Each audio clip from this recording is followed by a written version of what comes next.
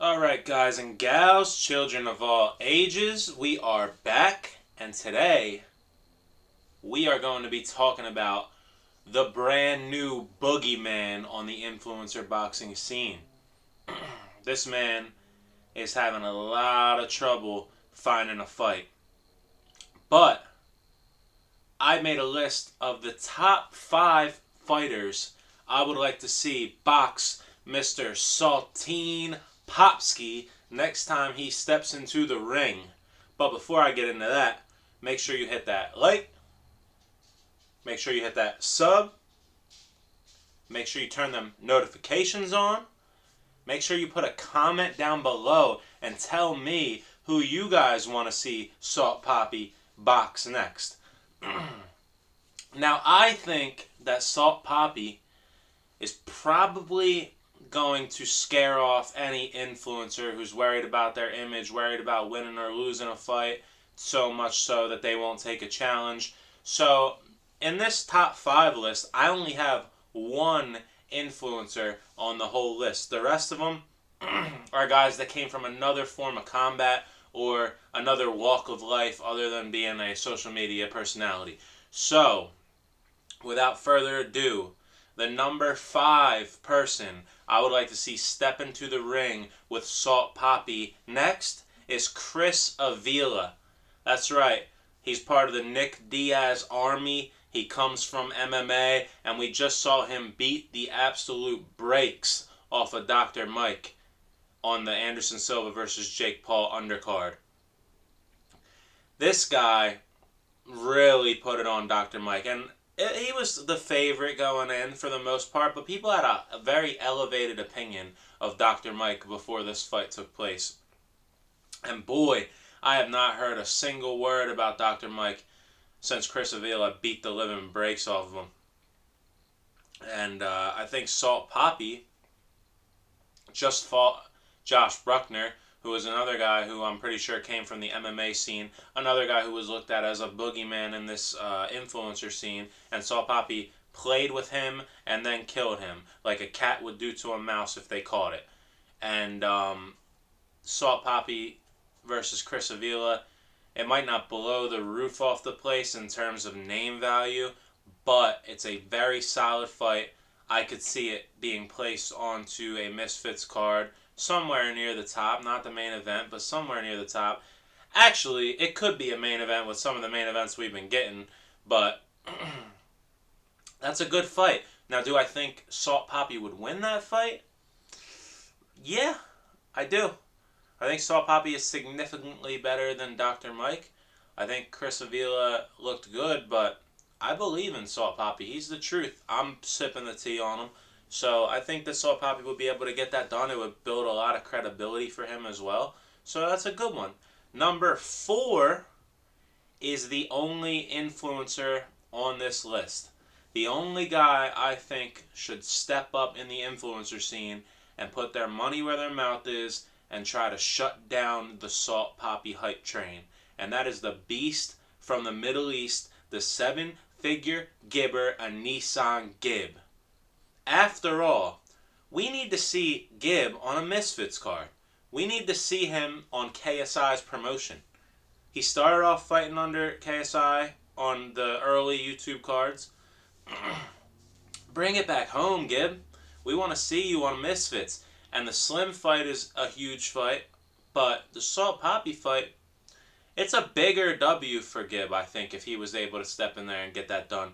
Because Slim, honestly, is a bit overhyped. I know he's good, I respect his skills, but he's a bit overhyped, and he's trying to blame it all on the guys he's been fighting being a little bigger. But, dude, you should have made short work of Ryan Taylor, and you should have probably made short work of Tom Zanetti too, but you went out there and decided to scrap with him. Even if you couldn't have put him away, you should have made it more one-sided. There was people who were saying Tom Zanetti won that fight. I'm not one of those people.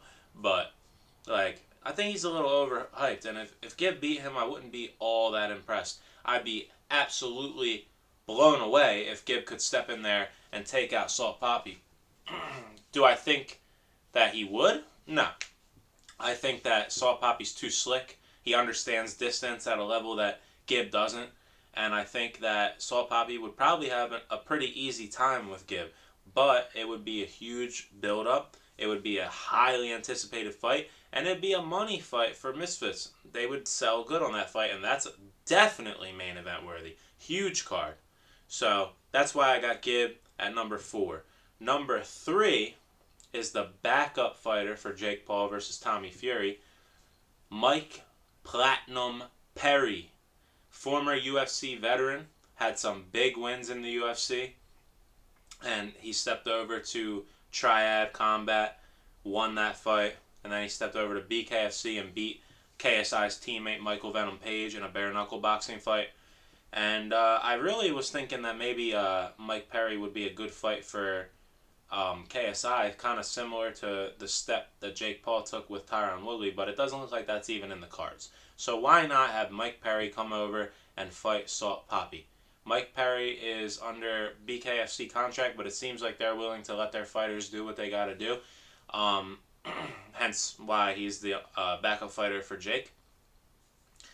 And that's a banger, because that's a little bit more of a challenge than the last two guys I just named. Mike Perry has heavy, heavy hands. He's gritty. If anybody's ever seen the Jeff Neal fight, the Vicente Luque fight, this guy is tough as nails. He keeps coming, and he keeps winning fights that he's not supposed to win. So Mike Perry versus Salt Papi is a big, big fight. And I still think that Salt Papi can win that fight. I think it's a bit of a toss-up, though, because it's a real challenge. I mean, Mike Perry's a real guy on there. So that's a challenge, and I'm not too sure on who I would pick. So going into watching fights, the best fights are the ones you're not sure who's going to win. So Mike Perry is number 3 for that reason. Number 2, another guy who fought on the Jake Paul versus Anderson Silva undercard, Mr. Uriah Hall. He is the owner of one of the nastiest, scariest kicks in UFC history when he put that man unconscious on The Ultimate Fighter. And he recently left the UFC and got himself into a boxing match with Le'Veon Bell. I considered putting Le'Veon Bell on this list, but with Salt Papi losing a lot of weight, I just don't know if that's a good thing for Le'Veon to come down to 85, 75, whatever the fight would be at. But I know that Uriah Hall can make 85. So Salt Papi can make 85 no problem. And that would be a crazy fight, and it's almost guaranteed that Salt Papi would be an underdog in that fight. And if he beat Uriah Hall, that would shoot him to the moon. You would never see KSI trying to fight him. You would never see Jake Paul trying to fight him. That would be insane. So sometimes you got to go big or go home. I'm always a proponent of you shouldn't be scared to lose in combat sports. I hate when fighters are scared to lose. I hate when fighters won't take a risk, because losing is nothing. Losing doesn't matter. If you lose, you're good. Like, you just fight again and you come and get it back. If you look at the UFC, guys will lose 2-3 fights in a row, and if they have a big win, that's all people care about. At the end of the day, losing isn't the end of the world. You want to be vulnerable in front of people. That's how people get behind you.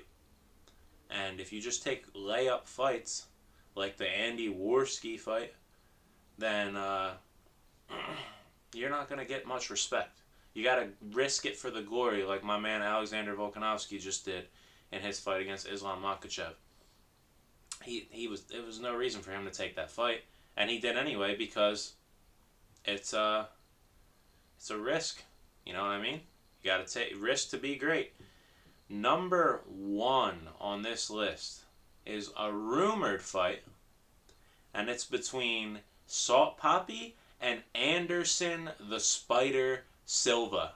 This man is 47 years old as of right now. He had just suffered a loss against Jake Paul. And my reasoning for this being the number 1 fight I'd like to see for Salt Papi is because people are giving Jake Paul so much respect for beating Anderson Silva. 47-year-old. He was on a huge slide the last like 5, 6, 7 years he was in the UFC. And Salt Papi fighting Anderson Silva, I think Salt Papi knocks him out. I really do. I think Salt Papi puts him out. And then what? And then what is so impressive about Jake beating Anderson when Salt Papi knocks him out cold? What are people gonna say then? Then you gotta have Salt Papi go up and fight Jake. So if Salt Papi wants to catapult his career, go take that fight. I think it's easier than the Uriah Hall fight. I think it's honestly easier than the Mike Perry fight at this stage. I think Anderson Silva's an older, slower guy. He looked tired in that Jake fight too, and Jake and him fought at a very slow pace, and he was tired. So I think Salt Papi, again, he has great distance management. He times his shots well. He's very precise. He's very composed. It doesn't seem like he's ever letting the moment get to him ever. Even in that weird fight he had against Halal Ham where the dude was rapping racial insults at him, he was just chilling, sticking his tongue out, waiting for the opportunity to start fighting. So, yeah, I want to see Salt Papi fight one of these 5 guys. Let me know in the comments below who you guys want to see Salt Papi fight. And, yeah, that's it for today. So, again, like, subscribe, subscribe, subscribe, subscribe, subscribe. I'll stop when you hit subscribe. But, yeah, I'll see you guys later. Take care. See you tomorrow.